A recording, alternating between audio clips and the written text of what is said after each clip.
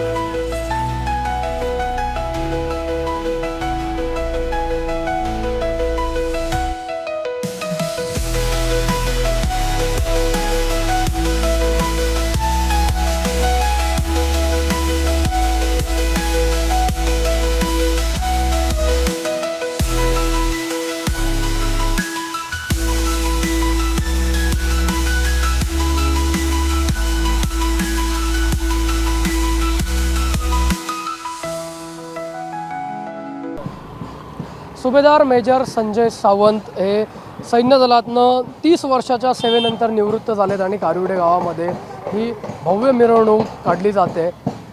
ज्या सैनिकानं देशासाठी आपल्या प्राणांची आहुती देऊन देशकार्य केलं किंवा प्राणांची चिंता केली नाही, अशा सैनिकांना मान सन्मान देण्याची ही जी वेळ असते ती या निमित्तानं पाहायला आपल्याला मिळते। आपण जर बघितलं तर कारुडे गावामध्ये आपल्याच गावचा एक सुपुत्र जो देशसेवा करून पुन्हा सही सलामत आपल्या गावी निवृत्त होऊन परतल्यानंतर सुद्धा अशाच पद्धतीनं जल्लोषामध्ये ज्याने देशसेवेसाठी आपल्या घराची आपल्या जीवाची चिंता केली नाही, अशा एका आपल्या सुपुत्रासाठी त्यांनी ही भव्य मिरवणूक या ठिकाणी आपल्याला काढलेली पाहायला मिळते। आपला थेट सुभेदार मेजर संजयजी सावंत आहेत, यांच्याशी बोलण्याचा आपण प्रयत्न करू। आपल्यासोबत सुभेदार मेजर संजयजी सावंत आहेत। काय सांगाल, हे प्रेम, हे गाववासियांचं प्रेम बघून काय सांगाल? आज खरोखरच मी धन्य झालो। 30 वर्षाची जो प्रदीर्घ माझा संघर्ष होता तो आज कुठेतरी साकार झाला असं मला वाटतं, साकार झाला असं वाटतंय। आणि माझ्या गाववासियांना आणि माझ्या देशवासियांचं प्रेम हे माझं नसून माझ्या ज्या सत्कार होत आहे तो माझ्या संपूर्ण कार्यकालाचा प्लस ज्यांनी मला घडवलं त्या सर्वांचा यामध्ये सामील आहे आणि माझ्या पूर्ण सैनिकांना हा मी शहीद झाले त्या सैनिकांना हा कार्याचा मी आज समर्पित करत आहे. धन्यवाद. आपण पाहतोय सुभेदार मेजर संजय सावंत आपल्याला पाहायला मिळाले. आपला जो काही सन्मान आज गावातल्या लोकांनी केला, ग्रामस्थांनी केला, देशवासियांनी केला, हा आपण जे सैनिक या देशासाठी हुतात्मा झाले त्यांना समर्पित करत असल्याची भावना त्या ठिकाणी व्यक्त केलेली पाहायला मिळतो. आपण ही थेट दृश्य पाहतोय तर त्यांच्या निवासस्थानी ही जी रॅली आहे ती चाललेली आहे. त्यांना निवृत्तीनंतर निरोप या ठिकाणी सैन्य दलातनं घेतल्यानंतर गावातल्या लोकांकडनं सुद्धा एक आगळा वेगळा सत्कार या निमित्तानं या ठिकाणी करण्यात आलेला पाहायला मिळतो. खरं तर सुभेदार मेजर संजय सावंत यांनी ऑपरेशन सिंदूरमध्ये खूप महत्त्वपूर्ण अशी भूमिका बजावली होती. ऑपरेशन सिंदूरच्या वेळी ज्या काही गोष्टी झाल्या होत्या, देशावर झालेले हल्ले असतील, देशवासियांना ज्या पद्धतीनं मारलं गेलं होतं त्याचा कुठेतरी बदला हा ऑपरेशन सिंदूरच्या माध्यमातून घेण्यात आला होता आणि या ऑपरेशन सिंदूरमध्ये महत्त्वाची भूमिका बजावणारे सुभेदार मेजर संजय सावंत यांचं देशाच्या संरक्षण मंत्र्यांनी खास कौतुक देखील केलं होतं.